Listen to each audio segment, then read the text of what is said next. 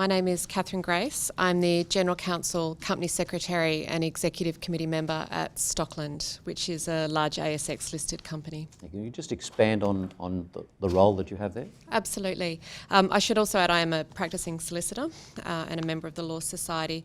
At Stockland, my role and responsibility as the General Counsel is to manage legal risk for the organisation.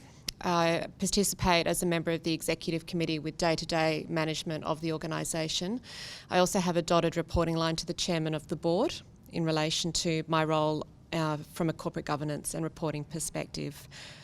I have 19 lawyers that work in my team that are predominantly property and construction lawyers by training, and we manage the legal function for all of the asset classes of the organisation, which are retail, logistics and business parks, office, residential and retirement living, as well as managing corporate and associated legal risk across the other functional roles of the organisation.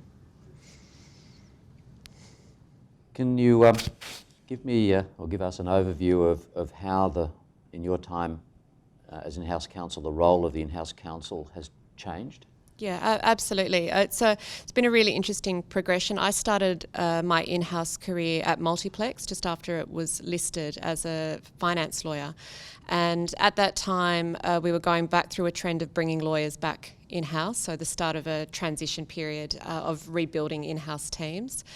At the time, a lot of the discussion was around when organisations get to a maturity level in their risk profile that they believe they could bring lawyers in-house rather than totally relying on an external law firm, PI being the main focus around that. So it was quite an interesting time in the profession, and in-house at that time was still not, I guess, the primary career option for lawyers. It was still very much a focus on obtaining a partnership in a law firm. I've seen that substantially shift over the last 15 years, and I guess the two easiest ways to demonstrate that are, one, that in-house is seen as a very viable alternative career for lawyers generally, and secondly, at a much earlier point in their career. So when I moved in-house, I would have been about 8 years post-qualification. We quite often see lawyers at the 2 to 3 year PQE now applying for in-house roles, and I think that's a very interesting shift in the profession and raises some very interesting challenges for in-house teams around graduate lawyers. I've always had the view as an in-house lawyer that 3 to 4 years is the minimum level of experience that a lawyer needs in a law firm before they move in-house, and that is primarily because we do not have the structures, the training, the support, the large pool of lawyers in-house to provide training for junior lawyers. I think that there's a real challenge for the profession moving forward as we see large law firms in particular reduce their graduate intake as to what that means for us training our junior lawyers coming through. You said that in-house is seen as a viable career alternative. Why is that? Why is it now seen as a viable career? Why is it now seen as a viable alternative? Yeah, I think it's probably two key things driving that. One is probably a broader dissolution with the partnership structure for a lot of young lawyers coming through. I think that for many people, they look around and think that maybe partnership is not the be-all and end-all. When I was in a law firm, it was a very vertical progression in your career. You started as a junior lawyer and you reached partnership, and that was sort of what you aimed for. What we see in the in-house roles in particular is really a shift, a generational shift to viewing career progression much more like a climbing wall, to be honest. And it's not necessarily a vertical transition to being partner. It may be to become a general counsel. It also may be to move into commercial roles, risk and compliance roles over time. And I think that the in-house role is seen as a much easier facilitation for those alternative careers for lawyers.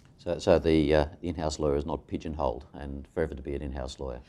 Depending on the organisation. So I would say not every in-house role is the same. There is a huge amount of diversity in the corporate space. If you're an in-house lawyer in a bank, for example, it can be very akin to working in a private law firm within an organisation. So I've worked in very small teams, very large teams. The opportunities for in-house lawyers are different in every organisation, but for example, in the company that I work at the moment, I've already in the last year transitioned one of my lawyers out of a legal role into a commercial role. So there are definitely those opportunities depending on the organisation you work in. What about your relationship with external lawyers? Just explain that and how that's evolved over time. Absolutely. So we use a panel at Stockland. In different general counsel roles I've had in different organisations, that does vary. So you might have a house firm, you might have a panel of firms, or you might have no arrangements. I think there's an interesting shift going on, particularly in the top tier firms, and at Stockland our external legal providers are top tier and mid tier firms. Particularly in the top tier firms, there's an ongoing evolution to almost become more like the accounting firms. And again, we see this sort of as a cycle that goes through time, but much more focus on client relationship, which goes beyond just doing some entertaining for your clients, but much more focused on trying to understand the business and the organisation, trying to embed themselves within the organisation to become a trusted advisor. I'm seeing some innovation around the services that they provide, but I think we still have a long way to go from a pricing perspective. No one really has seemed to have cracked the nut around moving away from time-based charging. We always talk about the example of the investment bankers, particularly in the top tier sector, as the difference in the two models. Effectively, one is very risk-based, success-based, and particularly in the REIT space, but across the commercial sector, there's an understanding that you're prepared to pay more money when you feel that your service provider is taking on that risk. I found it very interesting in my role that there's a lot of criticism about time-based charging from my commercial colleagues. So they see lawyers as extraordinarily expensive, and they will challenge bills and they will challenge that time-based charging in a way that they don't criticise an investment bank, which we pay an extraordinary amount of money to, because they're taking risk. So I find that quite interesting, and I feel that that evolution in the market, we still have a long way to go. So now firms are prepared to talk about cap fees. They're looking for innovative solutions, but we're really only at the start of that journey. There's been a big trend towards online legal services. In other words, acquiring your legal services from someone out there in the internet world. Would you ever see your organisation, or you in particular, acquiring services that way, or do you see yourself as someone who would be more in line with getting services direct from the traditional way? Look, I think it will be a mixed model going forward. I think that there are absolutely types of legal services that can be provided in that format, and we are seeing a transition again. It's interesting, the legal profession and legal services quite often follow the other professional services. So, for example, in large corporates now, we're seeing a lot of outsourcing or external provision of back office financing services, for example. There is a lot of discussion around conveyancing. We have internal in-house conveyancing teams at Stockland, and we do that service here. I think there are types of legal services that in the future, absolutely, that is something that any corporate will look at. And we've had discussion today around cost, and one of the biggest challenges for in-house teams is tracking your cost, demonstrating your intangible value. It's very difficult in a functional role to put a number around that. And so there will definitely, I can see there are definite circumstances in which we would look at that. The challenge for many organisations around moving to those types of services is the level of sophistication in the organisation itself around how those services are provided. So understanding what your processes and procedures are is a fundamental baseline before you could move to any form of outsourcing. And so a lot of companies, that's the first transition that they need to make. And in an in-house legal team, depending on how long that team's been in place and how sophisticated that team in itself has been, that can be quite a challenge as well. So, you know, relying on individuals that have particular ways of working comes down to how much structure and precedence and organisation you have within an in-house team as to whether you could then take it to the next step of outsourcing it. Okay. Oh, you go. Oh, thanks. As a provider of legal services to the Stockland community, do you see that using technology and innovation would firstly be welcomed by the users of the legal services, and also would really help drive the company's efficiency and otherwise? Yes, except I think it depends on what your providing in terms of those services, and it depends on your audience. So in the property space in particular, a lot of my commercial colleagues in-house aren't necessarily interested in the backstory to the legal advice. They want an answer. Can I do X or Y, and can I do it yesterday? And if not, how do we deal with that situation? So sometimes they're probably less engaged in the interface. It's a very brief interface.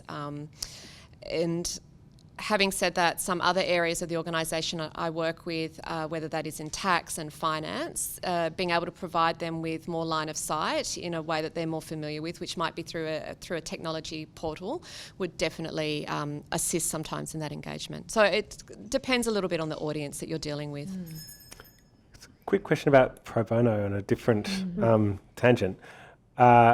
Asked a similar question in relation to government lawyers. So there's a very, very wide variety of practice. So some in-house lawyers do pro bono just as they would, or as they used to probably when they were working in a law firm, and then some do none at all. Can you talk a little bit about what your approach is within Stockland, and maybe make some more general comments if you think that they're relevant? Absolutely. What we've seen from our external law firms is a great deal of engagement around the opportunity to work with them in relation to their pro bono structures, which is very useful not only for large in-house teams, but I think even more important for small in-house teams where they might not have the opportunity to facilitate that. In terms of my specific team, we have not set up a formal pro bono structure. We've had a number of engagements with our team around their appetite for that. I think it's probably been less of an issue for my organisation because we have a very strong focus on volunteering and charity work within the organisation as a whole. So their pro bono work is not around legal pro bono work. They are doing more generic pro bono work, and I think they see that as a nice complement to the day-to-day legal work that they do.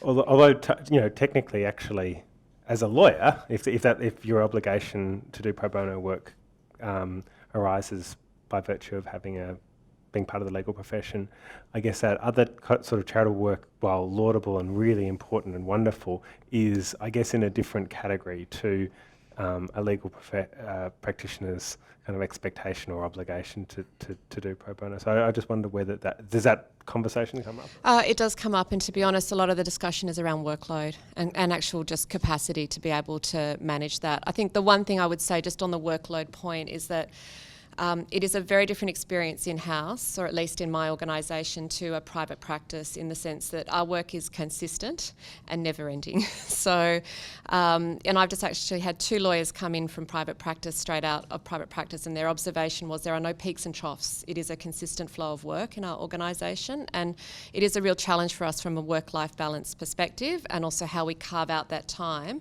when your client can appear at your desk any moment. It can be very difficult to structure your workflow in a way that private practice gives you, not to underestimate the challenges on private practice practitioners, but you remove that buffer. So a lot of that discussion is around where do we find the time to do this and still deliver on the expectations of our clients. And what is the answer to that? Or isn't there an answer? Look, it's really challenging. We've introduced all roles flex recently at Stockland, and we have a very strong push in the legal team to look for what we call our one simple thing, so trying to build some flexibility into the workplace. I haven't had any of my lawyers request that one simple thing to be around pro bono at this stage, and I think that's because we're still trying to work out what that flex looks like. I can build the flex into my team. It's very difficult to replicate that flex with their clients. So that's I guess the journey that we're going on is really trying to educate everybody across the organisation as to how we carve that time out. Can you just explain what you mean by flex? So from us it's informal flexibility, so whether that is start late, finish early, working from home arrangements. We've tried to take an approach of there's no one size fits all. So at Stockland we request every employee to have ongoing discussions with their managers around what that flexibility might look for them, and then we capture that on a rolling basis through our human resources. Same for your legal team, that yes, absolutely. There's flexibility in working at home, yes, or absolutely. starting early, finishing late? Yes, including a recent example is we've had one of our employees, we're all Sydney based, she's had to move to Brisbane for family reasons, so part of that flexibility for us was to trial a relocation to Brisbane for that arrangement. Okay, and how's that going? It's really well, actually. And again, that's the technology piece and how we use Skype for Business and how we facilitate things to ensure that that team member, for example, has the opportunity to attend all of our team meetings still, whether that is through Skype or attending in person. So we're 4 months in, and that's been a really successful experience so far. Right, any other questions? No, thanks. Thank you very much for coming along today. Thank you.